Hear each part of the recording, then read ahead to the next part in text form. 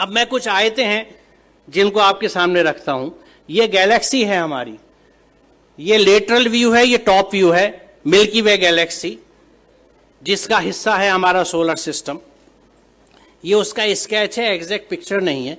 इस गैलेक्सी के अगर आप डायमेंशंस देखें तो एक बाजू से दूसरे बाजू 1,00,000 नूरी साल यानी 1,00,000 लाइट ईयर्स का डिफरेंस है, डिस्टेंस है इस हिस्से से उस बाजू तक। लाइट ईयर क्या है? रोशनी 1 सेकंड में तकरीबन 1,86,000 मील या 3,00,000 किलोमीटर चलती है 1 सेकंड में।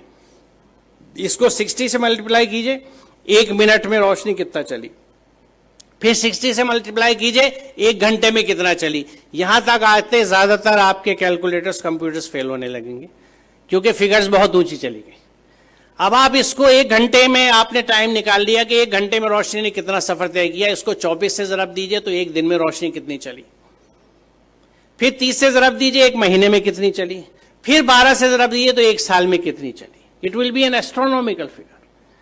1 साल में रोशनी जितना फासला तय करती है, जितना डिस्टेंस कवर करती है, उसको 1 लाइट ईयर या 1 नूरी साल कहा जाता है। तो ये कितना फासला होगा आप अंदाजा लगाइए। और सिर्फ इस गैलेक्सी के इस कहकशां के, ये मिल्की वे जो दूधिया कहकशां है, इसके एक बाजू से दूसरे बाजू आने के लिए आपको 1,00,000 लाइट ईयर्स चाहिए। यानी रोशनी की रफ्तार से अगर आप चलें तो 1,00,000 साल में इस बाजू से उस बाजू तक पहुंचेंगे। यहां अजमत का एहसास होता है अल्लाह ताला की। और ये मिल्की वे जो एक गैलेक्सी है, ये ऐसी एक गैलेक्सी नहीं है, बल्कि there are millions and millions of these galaxies पूरी कायनात में। और इन गैलेक्सीज में है क्या साहब? सितारे जिनकी डिफरेंट लाइफ साइकिल्स हैं, अगर आप स्टार्स की पढ़ें, या प्लैनेट्स जो उनके चारों तरफ घूम रहे हैं। सबसे बड़ा सवाल ये आता है कि ये रुके हुए कैसे हैं? रात में जो आसमान हमें इतना अच्छा दिखता है, उसमें तारे नजर आ रहे हैं, चांद नजर आ रहा है, ये रुके हुए कैसे? What is holding them? वो क्या चीज है? वो कौन से कुव्वतें हैं? आज हम जानते हैं कि ये इलेक्ट्रोमैग्नेटिक फोर्सेस हैं जिनके बैलेंसिंग से इनको हमने रोक रखा है।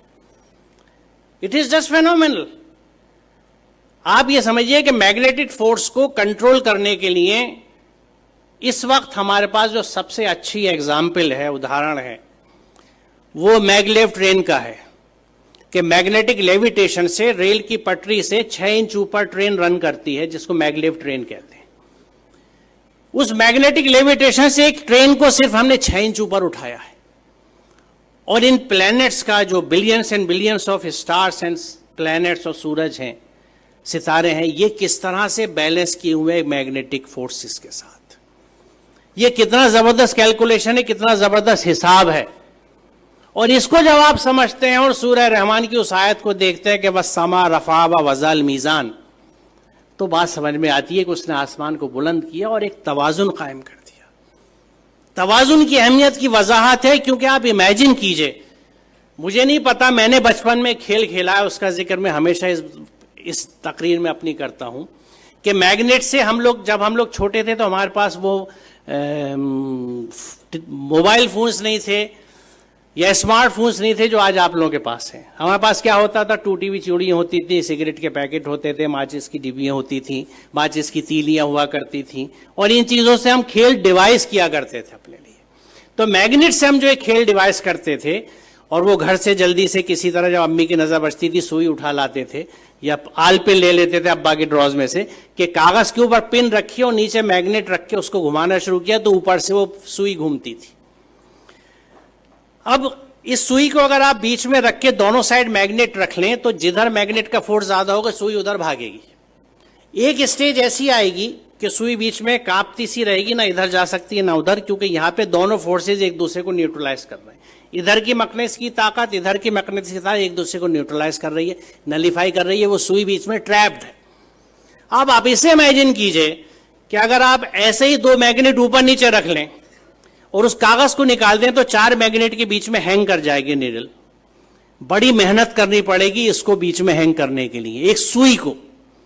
अब इमेजिन कीजिए इस यूनिवर्स को जिसमें कितने millions and billions of planets इसी मैग्नेटिक फोर्सेस के इंटरप्ले की वजह से, एक बैलेंस की वजह से हैंग कर रहे हैं। जो इसको समझ सकता है वो खालिक की अजमत को समझता है। वो परमात्मा की महात्मा को समझ सकता है, महानता को समझ सकता है, अल्लाह ताला की अजमत को पहचान सकता है। और उस वक्त वो कन्विंस होता है कि जब इस पूरी कायनात में अल्लाह के कानून चलते हैं तो मैं उसके कानून को किस तरह से एक जुज़दान में लपेट के बिना समझे ऊपर रख सकता हूं और उसको फॉलो नहीं कर